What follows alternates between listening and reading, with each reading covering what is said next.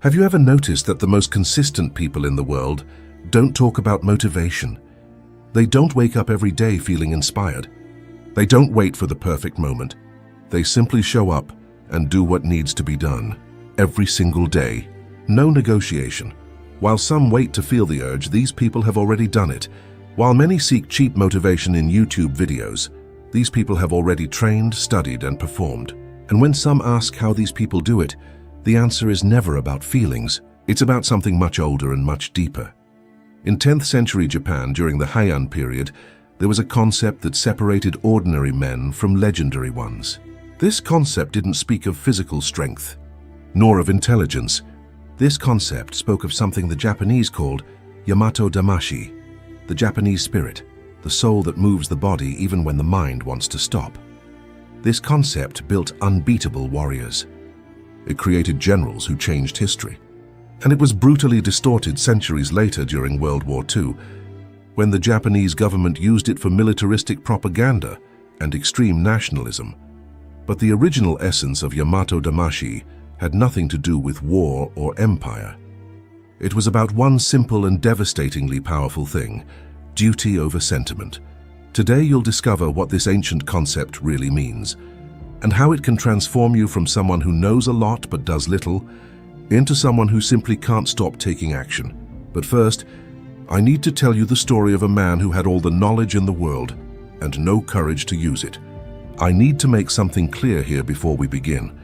There are two types of motivation: cheap motivation, which we can call excitement, and there is motivation that is important, which is the reason for action. We can call this second motivation ikigai. If you watched the last video on the channel, you know what I'm talking about. In this video, we're going to talk about how the first type of motivation, which is excitement, doesn't have the power to get you where you need to be. I'm making this clear right from the start so there's no confusion in your minds. Before we go to the video, I invite you to subscribe to the channel, like it below, and comment. What's the action you put off the most in your life? What's the plan you want to achieve and already know exactly what to do, but always stop and seek more knowledge before acting? Leave a comment, but also help others who comment. Maybe some of them need advice in an area you're proficient in, or something you've dealt with before. Let's create a community of people who help each other and want everyone to improve. Thank you very much for your time and attention. Back to the video. Chapter 1. The Man Who Knew Everything and Did Nothing. Year 950, Heian period, Japan.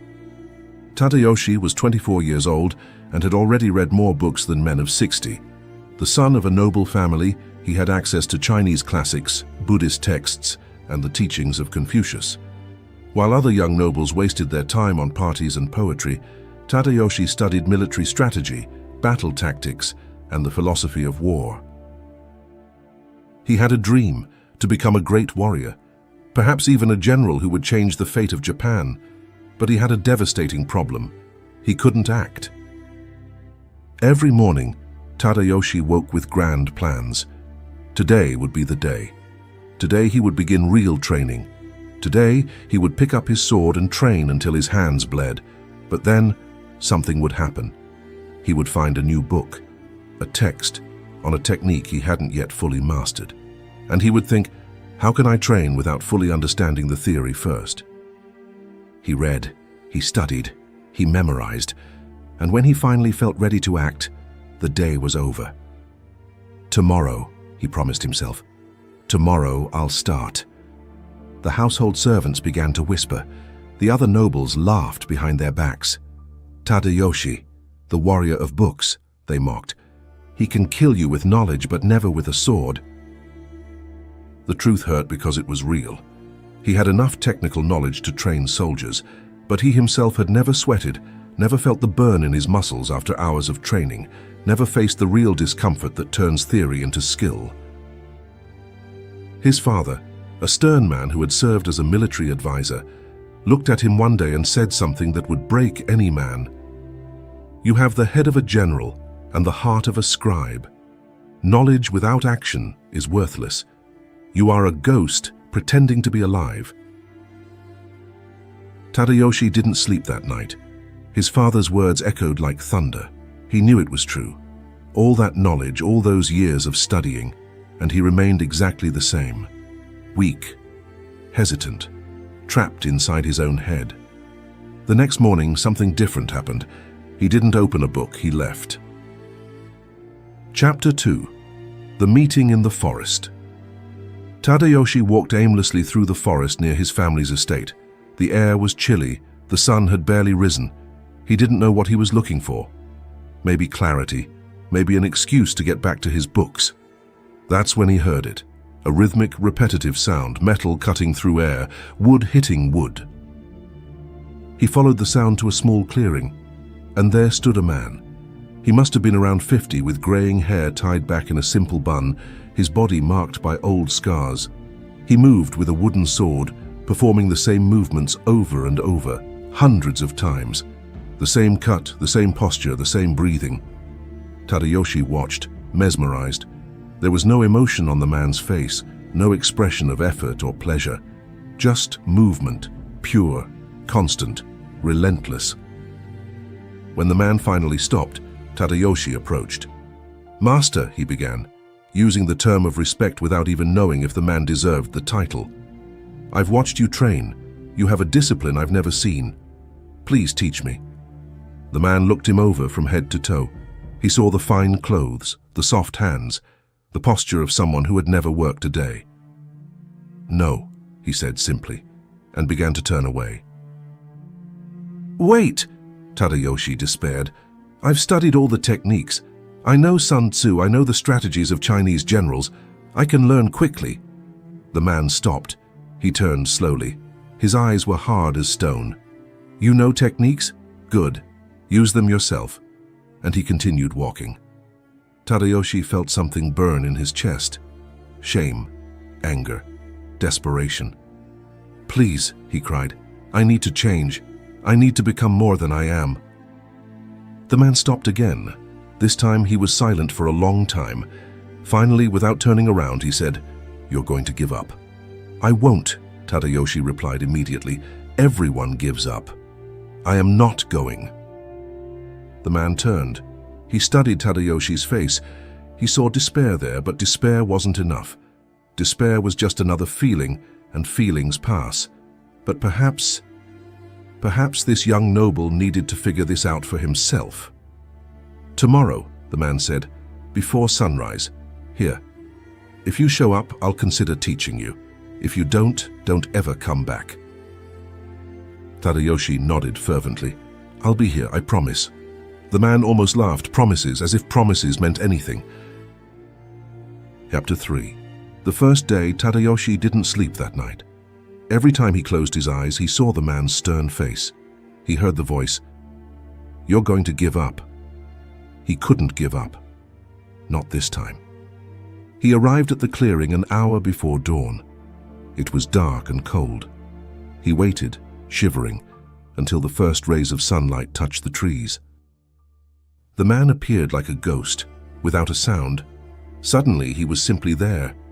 He looked at Tadayoshi with something that might have been surprise or disappointment. It was hard to tell. "You came," the man said. It wasn't a compliment, it was an observation. "I said I would come." "Words," the man murmured. "Today I will find out if you have anything more than words." What followed was hell. The man who finally revealed his name as Kaito started simply. A basic stance, crouching, knees bent, back straight, arms extended, holding a wooden sword. This position, he explained, was the foundation of everything. "How long?" Tadayoshi asked. "Until I tell you to stop." 2 minutes later, Tadayoshi's legs were shaking. 5 minutes later, he was in a cold sweat. 10 minutes later, every fiber of his body screamed to move, to straighten, to stop. "Master, I don't—" "Silence," Kaito cut in. He was sitting on a rock, staring at Tadayoshi with the same impassive expression. "Your mind is telling you to stop. It lies." 15 minutes. Tadayoshi felt tears in his eyes, not of sadness, of pure physical agony. I can't." "Stop it," Kaito said suddenly. Tadayoshi slumped forward, breathing as if he'd run a marathon. His legs wouldn't stop shaking. He looked at Kaito, hoping for, what, understanding, encouragement? What he saw was disappointment. 15 minutes, Kaito said, and you already want to give up. Do you think battles last 15 minutes? Do you think enemies wait for you to get comfortable? Tadayoshi lowered his head. The shame was overwhelming. Go home, Kaito said, standing up. You don't have what it takes. Something broke inside Tadayoshi. No, something woke up. No, he said, forcing himself to stand on shaky legs. Again, I'll do it again. Kaito looked at him with new interest. You think motivation will save you? This anger you feel now, it will pass. Tomorrow you'll wake up and you won't want to go back. I'll be back. Why? Kaito asked. It wasn't a rhetorical question. It was a test. Tadayoshi opened his mouth, closed it. He had no answer. Why would he come back? Because he wanted to be a warrior. Because he was ashamed.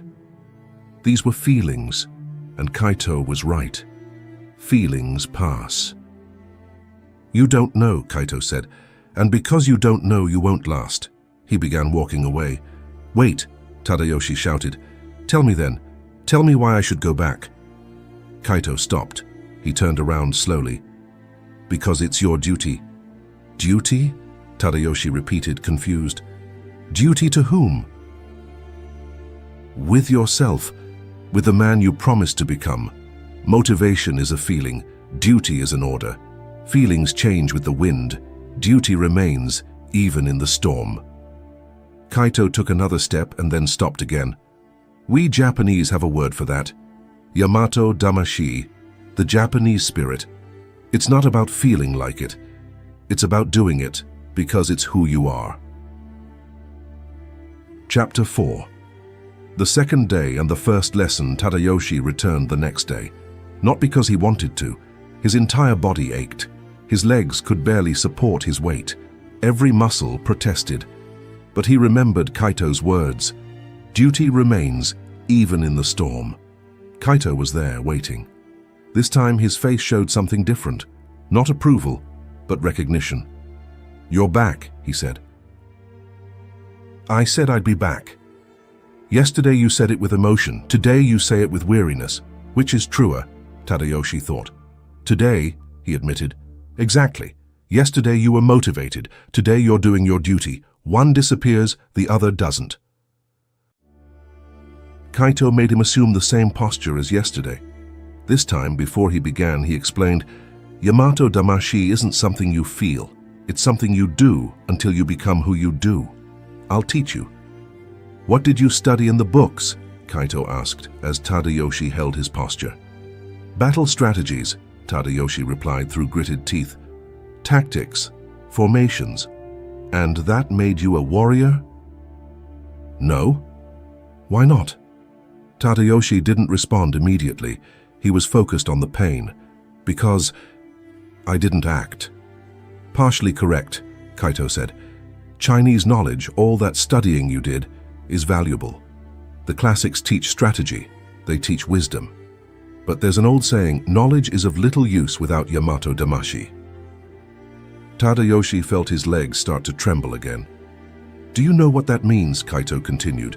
It means you can know how to win every battle in the world, but if you don't have the soul to show up on the battlefield, that knowledge is worthless. Yamato Damashii is the soul that turns knowledge into action. It's the spirit that keeps you moving when every part of you wants to stop. Tadayoshi's legs gave way. He fell. 20 minutes this time. 5 minutes more than yesterday. Kaito nodded. Progress. Not because you've gotten stronger. Your body is weaker than it was yesterday. You've progressed because you've learned that pain isn't the enemy. Hesitation is the enemy. Centuries later, a human behavior researcher at the University of Tokyo who studied samurai culture for more than 15 years would explain, the concept of Yamato Damashii during the Heian period was not about militarism. It was about the distinction between imported intellectual knowledge and innate practical wisdom. The Japanese recognized that studying Chinese theories was important, but without the ability to act decisively, without the spirit, that knowledge remained sterile. It was the difference between knowing about swimming and actually swimming. Chapter 5. The Lesson of the River, Third Day. Tadayoshi arrived just in time for dawn. Kaito was waiting, but this time they didn't stay in the clearing. Today you'll understand the difference between doing it when you want to and doing it because you have to, Kaito said. Follow me. They walked to a nearby river. The water was fast and cold. Kaito pointed to a rock in the middle of the river. You will stay on that rock, fighting stance, until I tell you to leave. Tadayoshi looked at the icy water. For how long? Until you understand. Tadayoshi stepped into the river. The water was so cold it cut like knives. He jumped onto the rock, slipped, almost fell, but managed to catch his balance. He assumed his stance. The water lapped at his legs. The cold was unbearable. 5 minutes and he was shaking uncontrollably. 10 minutes and he couldn't feel his feet. 15 minutes and he was starting to panic. Every cell in his body screamed, "Get out of here!" He looked at Kaito on the shore. The old man sat motionless, staring at him. "Master!" Tadayoshi shouted. "I can't take it!" "Your ancestors endured," Kaito shouted back. "They stood on battlefields for days. They marched with open wounds. They fought until their last breath. And you can't handle cold water." "But why?" Tadayoshi shouted back. "Why do I have to do this?" "Because it is your duty," Kaito roared. His voice echoed through the forest. "You asked me to teach you. You promised to become a warrior. That's not a request, it's a declaration, and declarations demand duty." Tadayoshi closed his eyes. Tears streamed down his face, mixing with the river water. He thought about giving up. He thought about leaving. It would be so easy. But then he remembered his father's face. "You have the mind of a general and the heart of a scribe," the laughter of the other nobles, the warrior of books. All those years studying, reading, planning, and nothing changing. He wasn't that man anymore. Not now. Not here. The cold remained. The pain remained. But something shifted inside him. He stopped fighting it. He accepted it. "I'm here because I choose to be. I stay because I must." He didn't even realize how much time passed. Kaito eventually shouted, "Get out!" Tadayoshi jumped off the rock. His legs were barely responding. Kaito helped him out of the river and led him to a fire that was already lit. 45 minutes, Kaito said. "You stayed 45 minutes. Tadayoshi stared at him in disbelief. It felt like hours. "Do you know what happened there?" Kaito asked. "For the first 15 minutes you fought the discomfort. It exhausted you. Then something changed. You stopped fighting. You accepted that the cold was your duty. And when you accepted it, paradoxically, it became easier. Not because the pain lessened, but because you stopped adding mental suffering to the physical pain." Kaito added fuel to the fire. "This is Yamato Damashii. It's not about not feeling, it's about not letting feelings dictate your actions. Did you feel cold? Yes. Did you feel like leaving? Yes. But you stayed, because duty doesn't negotiate with discomfort." Chapter 6. The Master explains the origin. That night, Kaito allowed Tadayoshi to return home early, but first, they sat by the river, listening to the rushing water. "Do you know why I taught you about Yamato Damashii?" Kaito asked. Tadayoshi shook his head.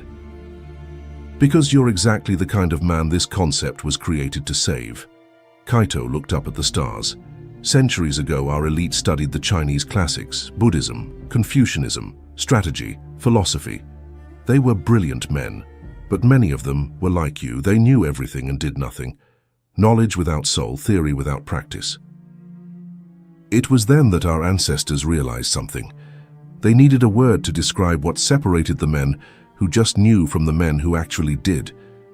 It wasn't enough to have Kara-Zukai, Chinese knowledge. You needed to have Yamato Damashii, the native spirit, the soul that makes you act even when you don't want to. It wasn't about being anti-Chinese or anti-foreign, Kaito continued. It was about recognizing that knowledge is the tool, but spirit is the craftsman. You can have the best sword in the world, but if you don't have the courage to wield it, it's just pretty metal. Tadayoshi absorbed every word. Do you know what truth those ancients discovered? Kaito asked. That practical wisdom, the ability to solve real problems, to make decisions under pressure, to act when action is necessary, doesn't come from books. It comes from doing, from showing up, from doing your duty when every part of you wants to run away. Yamato Damashii was this, the difference between the scholar who debates war and the warrior who fights in war, between the poet who writes about courage and the man who acts with courage, between you 3 days ago and you now. Chapter 7. The Great Temptation. Week 2. Tadayoshi had made progress. He could hold poses for longer periods. His muscles were beginning to respond. But then came the real test. It was the full moon festival. All the elite would be there. Music, poetry, sake, celebration. Tadayoshi was invited. The night before he could barely sleep. Not from excitement, from internal conflict. He'd trained 7 days straight. One night wouldn't make a difference, right? He deserved rest, he deserved fun. On the morning of the 8th day, he did not appear in the clearing. Kaito waited. He watched the sun rise completely. Tadayoshi didn't come. Tadayoshi was at home, sleeping after a night of partying. When he woke up, it was already late, and guilt crushed him immediately. He had broken down, after a week, after all those promises. The next day he went to the clearing, expecting to find it empty. Kaito would be so disappointed he probably wouldn't come anymore. But Kaito was there, waiting. His face didn't show anger. It showed something worse, sadness. You missed it, Kaito said. It was the festival, Silence, Kaito cut in. Not angrily, wearily. You don't owe me an explanation. You owe yourself one, and you failed. Tadayoshi felt tears well up in his eyes. I'm sorry. Please let me continue. It was a mistake. It was a choice, Kaito corrected. You chose comfort over duty, pleasure over promise. And you know what that proves? That you still don't understand Yamato Damashii. You still think it's about doing it when it's convenient. Kaito started to turn to leave. Wait, Tadayoshi begged. Give me one more chance. I understand now. I really understand. Do you understand? Kaito turned. Then explain to me, what is Yamato Damashii? Tadayoshi took a deep breath. It's doing it even when you don't want to. Partially correct. Continue. It's duty over feeling. That's a consequence, not an essence. Deeper. Tadayoshi closed his eyes. He thought of everything he had learned. The cold of the river, the pain of the postures. And then he understood. It's who you are, not what you do. It's your identity. When I break it, I'm not breaking a habit. I'm betraying who I declared myself to be. Kaito was silent for a long moment. Then he nodded. Now you're beginning to understand. Yesterday you chose pleasure, Kaito continued. Today you must choose consequence. Every choice has a price. Yesterday's price is paid today. What Kaito did next completely broke Tadayoshi. He made him hold the pose for 2 hours, non-stop, no mercy. As Tadayoshi fell trembling and crying, Kaito said, "This pain, you chose it yesterday. When you break your duty, you don't escape consequences. You only postpone them, and they come back worse." It was at that moment that Tadayoshi realized something that would change his entire understanding of discipline. The problem was never not knowing what to do. The problem was that he was playing the wrong game. Chapter 8. Identity, not action. The next day, Kaito began teaching differently. Instead of focusing on physical training, he made Tadayoshi sit. "Do you think discipline is about doing difficult things?" Kaito asked. "It is not." "No. Discipline is about being someone for whom these things are non-negotiable. There's a huge difference between I should train and I am someone who trains. One is desire, The other is identity. Kaito drew in the dirt. Look, when you say, "I want to be a warrior," you're creating distance between who you are now and who you want to be. This distance allows for negotiation. I want to, but not today. I want to, but I'm tired. But when you say I am a warrior, there is no distance, there is no negotiation. Warriors train not because they want to, because it's what warriors do. It's identity, not choice. Tadayoshi felt something click in his head. So, Yamato Damashii isn't about forcing action? Exactly. Kaito smiled for the first time in weeks. Yamato Damashii is about embodying an identity so completely that the action flows naturally. You stop asking, "Should I?" and start simply doing it because it's impossible not to. It's who you are. Think of the great warriors of the past, Kaito continued. They didn't wake up every day deciding whether to train. That question didn't even exist. They were warriors. Warriors train. It's that simple. The problem with your book knowledge wasn't that you had knowledge, Kaito explained. It was that you identified yourself as a scholar who wanted to be a warrior, not as a warrior who studies. Do you see the difference? Tadayoshi saw, clearly for the first time. In the coming months, Kaito said, I will teach you how to change your identity.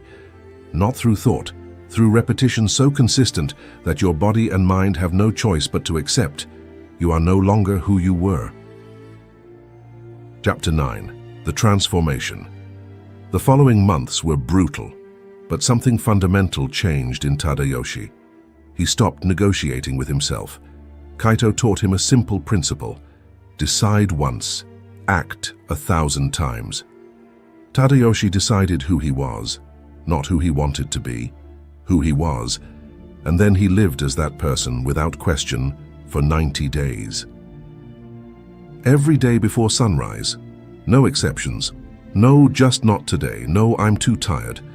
The question, am I going to train today, simply no longer existed. Of course he would. Warriors train, and he was a warrior. Something strange started happening in week 6. Tadayoshi would wake up before his alarm. His body would automatically begin preparing. By week 8, he realized he no longer thought about training. He simply showed up. Kaito watched with satisfaction. See what happened?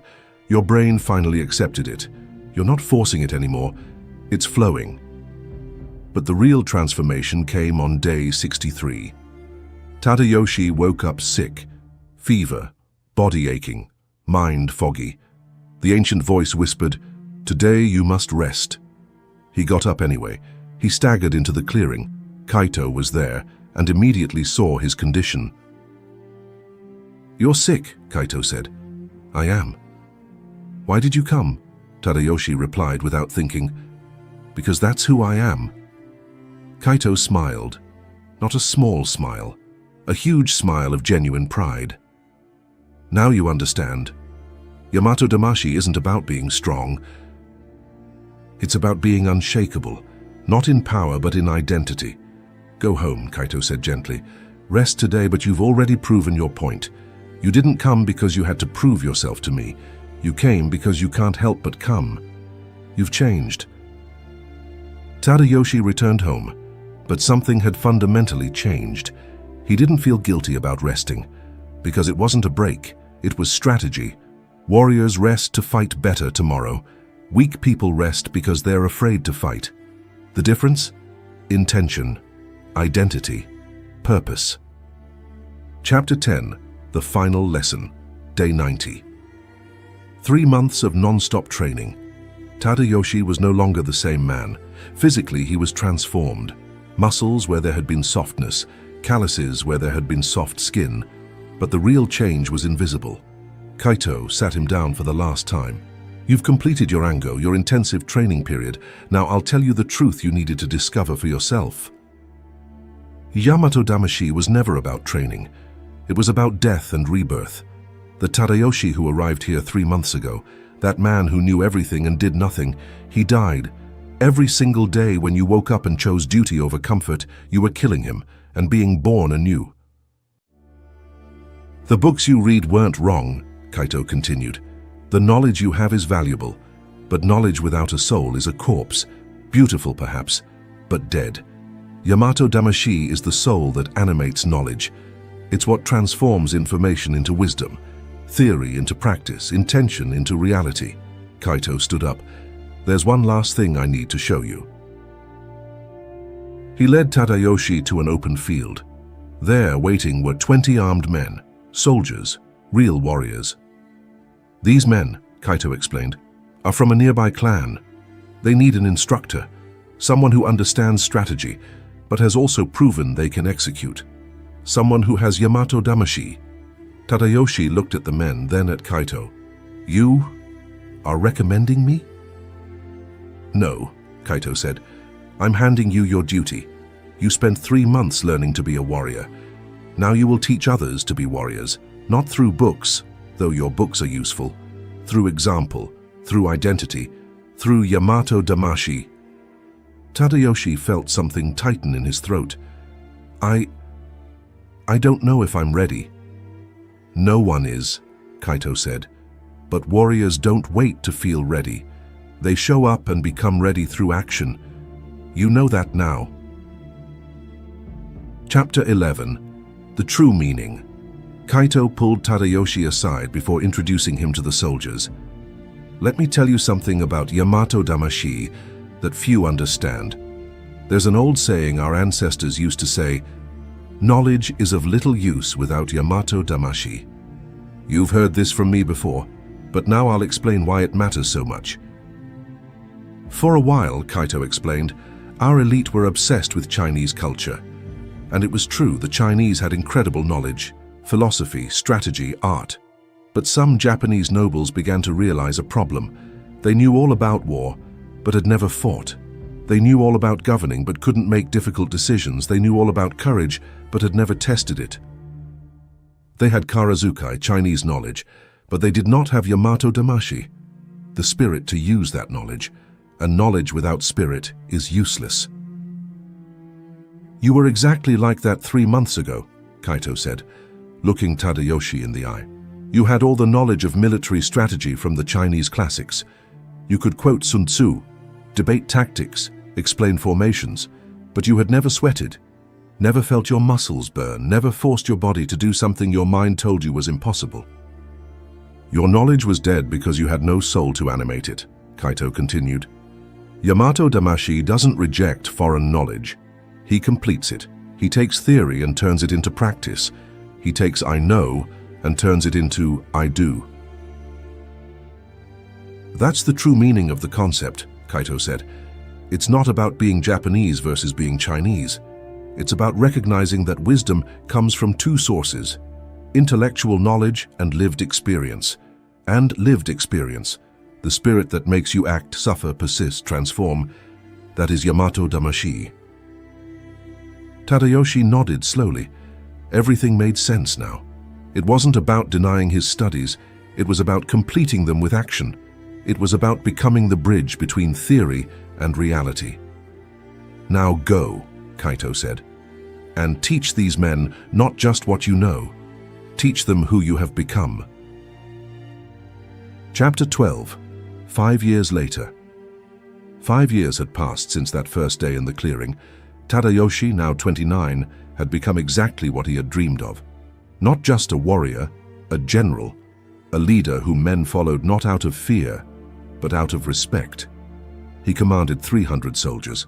He had won 3 important battles, but more importantly, he had taught what Kaito had taught him, Yamato Damashii. Their soldiers weren't the strongest. They didn't have the best equipment, but they had something enemy armies didn't. They didn't negotiate. When the order came, they executed it, without hesitation, without internal questioning, not because they were blind, but because they had an identity. We are Tadayoshi's soldiers, they said, and Tadayoshi's soldiers don't break. One day, a young recruit came to Tadayoshi. He reminded Tadayoshi of himself, intelligent, studious, but weak. General, the young man said, I read all the manuals. I know all the techniques. But in training camp, I freeze. I know what to do, but I can't do it. Why? Tadayoshi smiled. He had waited years for this question, because he knew that one day he would have the chance to pass on what Kaito had passed on to him. Because you have knowledge without a soul, Tadayoshi said. Knowledge tells you what to do. Yamato Damashii makes you do it. Come with me tomorrow before sunrise. I will teach you what no book can teach. And the next day, in a clearing in the forest, a new cycle began. A Japanese historian specializing in the Heian period, who has devoted years to studying the evolution of cultural concepts, explains, what modern people don't understand about Yamato Damashii is that he wasn't anti-intellectual, he was pro-action.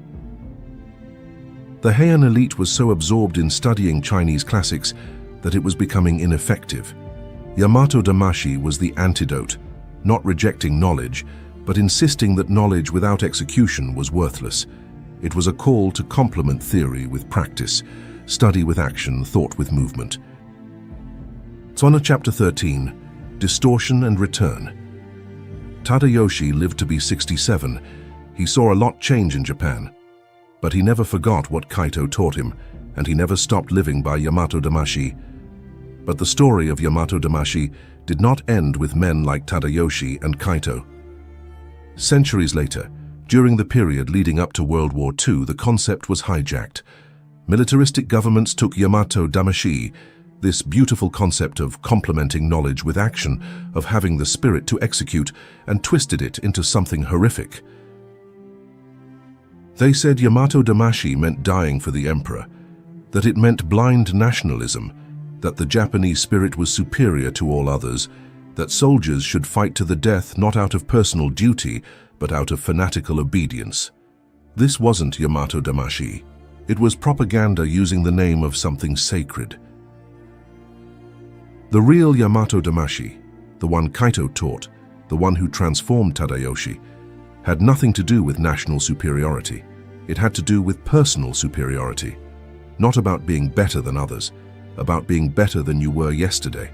It was about the internal war, about killing the version of yourself that negotiates, that postpones, that knows but doesn't act, and being born as someone who simply executes, not out of emotion, out of identity.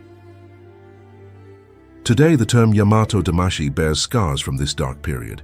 Many Japanese avoid using it. But the essence, the truth we speak today, has never died. It lives every time someone chooses duty over feeling, every time someone shows up when they don't want to, every time someone turns knowledge into action, theory into practice, intention into reality. Chapter 14, Applying Yamato Damashii Today. You don't have to be a samurai to experience Yamato Damashii.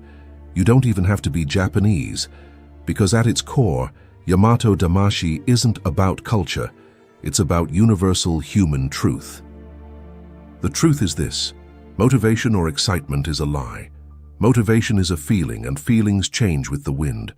You're motivated on Monday. Wednesday you're tired. Friday you give up.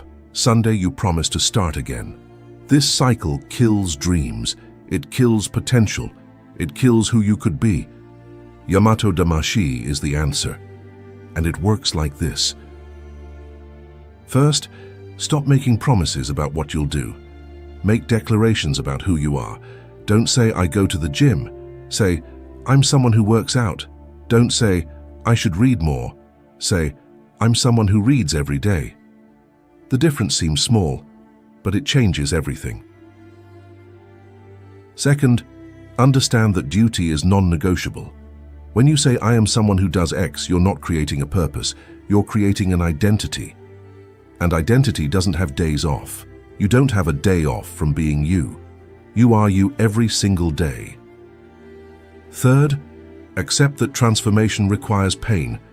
It hurts a lot to break the cycle of comfort, to try to create good habits and abandon bad ones, to give up your desires, but pain is like a bitter pill. It's uncomfortable at first, but eventually you heal. Fourth, knowledge without action is an illusion.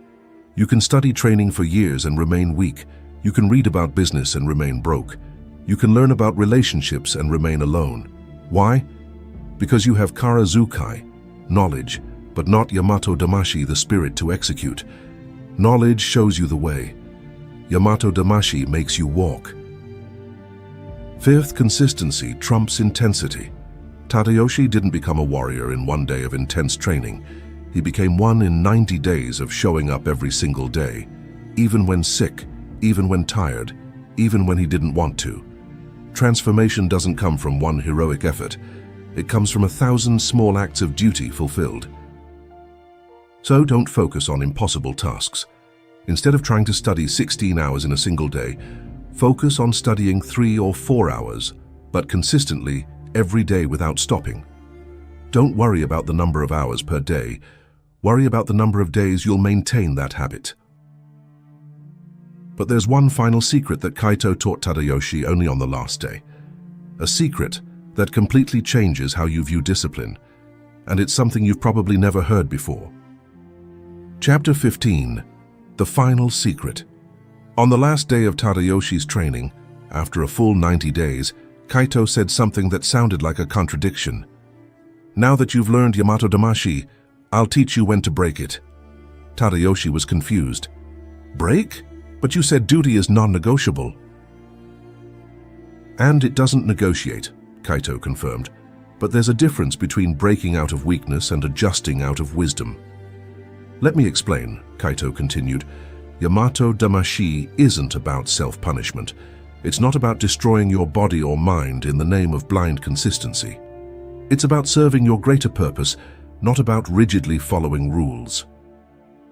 If you're truly sick, not lazy but truly sick, resting isn't breaking Yamato Damashii, it's honoring him, because you're resting to serve better tomorrow, not running away because you don't want to do today. See the difference?" Tadayoshi saw. It was about intention. "Warriors rest strategically to fight harder," Kaito said. "Cowards rest emotionally to avoid fighting. Same action, opposite intention." "The test is simple," Kaito explained. "Ask, why am I stopping today? If the answer is, because I don't want to do it, or because it's hard, or because I deserve a break, you're negotiating. Kill that thought. Execute. But if the answer is, because my body needs recovery so I can perform better tomorrow, that's not negotiating. It's strategy." Yamato Damashii without wisdom is fanaticism, Kaito continued. Yamato Damashii with wisdom is mastery. Never confuse the two. That was the final lesson, and it was the most important one. Because Yamato Damashii's goal was never to create robots that execute blindly. It was to create warriors who execute with purpose, who understand that discipline serves something greater.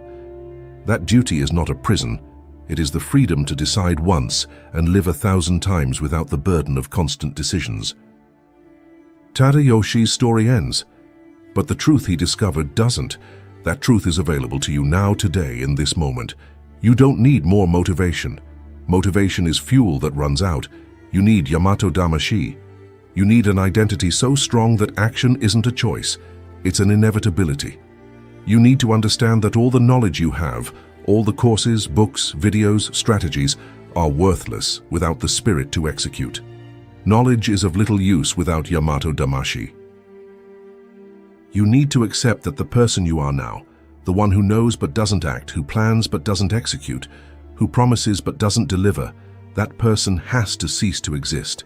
And it's you who can defeat them every single day by fulfilling your duty, by taking action when you don't want to, by being consistent when it's inconvenient. And in that person's place, something new is born. Someone unwavering, someone who doesn't negotiate, someone people look at and think, how does he do it? And the answer is simple. He doesn't. He is. This is Yamato Damashii. It's not a Japanese technique. It's human truth. It's the difference between dreaming and living, between wanting and being, between dead knowledge and living wisdom. And when you finally understand this, not intellectually but viscerally deep in your soul, you'll realize you'll never need motivation again, because you won't be doing things. You'll be being someone, and this person simply cannot help but act.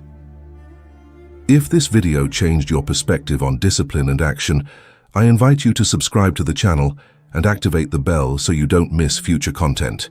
If you're watching on your phone, I invite you to hype the video too to help this content reach more people.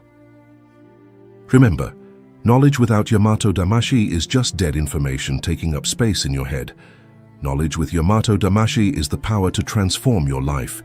The choice is yours, but choose quickly, because every day you put it off, the old you grows stronger. And one day it will win unless you defeat him today. If you've watched this far, thank you very much for your attention. You've already proven that you have something most people don't. Now use it. Take action. Be present. Walk with honor. Follow the path. See you in the next video.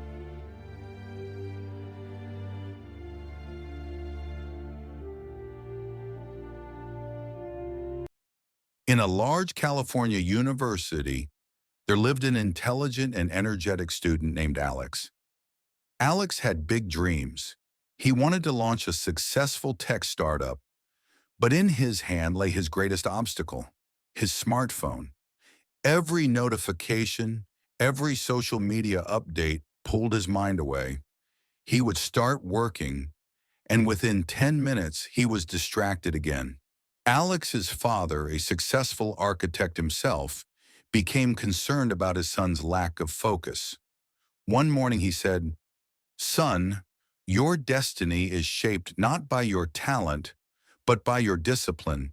As long as you remain a slave to every notification, your focus will never truly belong to you." Alex approached a well-respected psychology professor, Dr. Davis, known for his methods to build mental focus. Dr. Davis took Alex to the busy university quad, where noise and distraction were everywhere. He handed Alex a glass mug filled with water and said, "Alex, treat this mug as your most important project. Walk 100 steps without spilling a single drop, and remember, your phone will be vibrating continuously in your pocket." Alex began walking. The vibration of his phone, the laughter of students, the posters, noise, movement. Everything tried to break his focus, but Alex kept his eyes only on the mug, its water, its weight, its balance. When he returned after 100 steps, only one drop had spilled. Dr. Davis smiled and said, "Well done, Alex. The mug was your goal. The water was your focus. The notifications were the distractions trying to weaken you. Today, you prove that discipline is stronger than the noise around you." From that day forward, Alex changed. He controlled his screen time. He made morning meditation his daily discipline.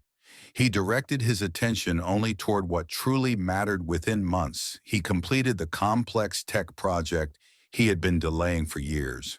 He secured investment, and his startup became a success. Alex proved one truth: mastering your mind is the first step toward taking your destiny into your own hands.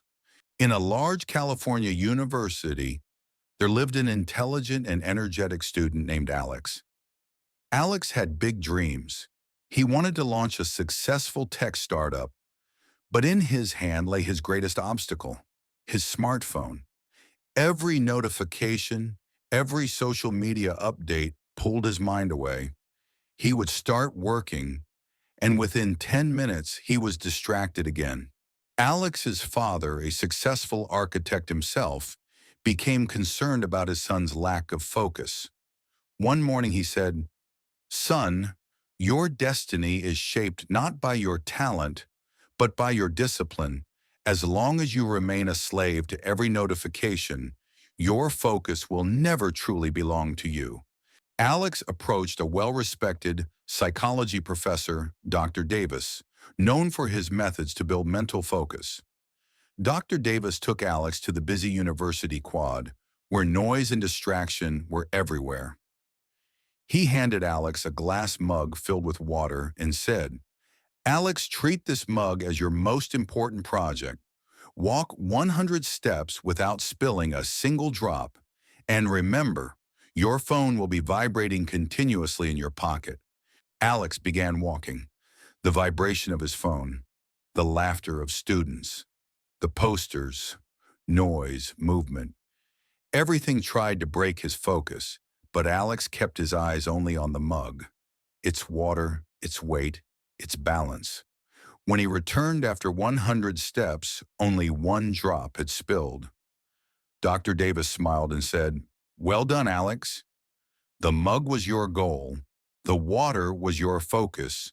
The notifications were the distractions trying to weaken you. Today, you proved that discipline is stronger than the noise around you." From that day forward, Alex changed. He controlled his screen time. He made morning meditation his daily discipline. He directed his attention only toward what truly mattered. Within months, he completed the complex tech project he had been delaying for years. He secured investment, and his startup became a success. Alex proved one truth: mastering your mind is the first step toward taking your destiny into your own hands. In a large California university, there lived an intelligent and energetic student named Alex. Alex had big dreams. He wanted to launch a successful tech startup, but in his hand lay his greatest obstacle: his smartphone. Every notification, every social media update pulled his mind away. He would start working, and within 10 minutes, he was distracted again. Alex's father, a successful architect himself, became concerned about his son's lack of focus. One morning he said, "Son, your destiny is shaped not by your talent, but by your discipline. As long as you remain a slave to every notification, your focus will never truly belong to you." Alex approached a well-respected psychology professor, Dr. Davis, known for his methods to build mental focus. Dr. Davis took Alex to the busy university quad, where noise and distraction were everywhere. He handed Alex a glass mug filled with water and said, "Alex, treat this mug as your most important project. Walk 100 steps without spilling a single drop, and remember, your phone will be vibrating continuously in your pocket." Alex began walking. The vibration of his phone, the laughter of students, the posters, noise, movement. Everything tried to break his focus, but Alex kept his eyes only on the mug, its water, its weight, its balance. When he returned after 100 steps, only one drop had spilled. Dr. Davis smiled and said, "Well done, Alex. The mug was your goal. The water was your focus. The notifications were the distractions trying to weaken you. Today, you proved that discipline is stronger than the noise around you." From that day forward, Alex changed. He controlled his screen time. He made morning meditation his daily discipline. He directed his attention only toward what truly mattered. Within months, he completed the complex tech project he had been delaying for years. He secured investment, and his startup became a success. Alex proved one truth: mastering your mind is the first step toward taking your destiny into your own hands.